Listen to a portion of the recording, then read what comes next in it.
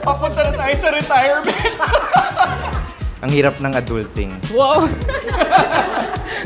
Kasi career advancement doesn't always necessarily mean it's a promotion. Miga, I'm learning more from my juniors. Ay, wow! Galing. For sure.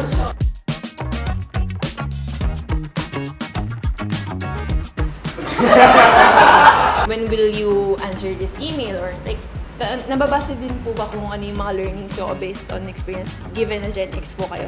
Not being ages! Not being ages! Parang syempre mas marami po kayong experience than us. Gen Z po kayo, di ba? I'm a Gen Z.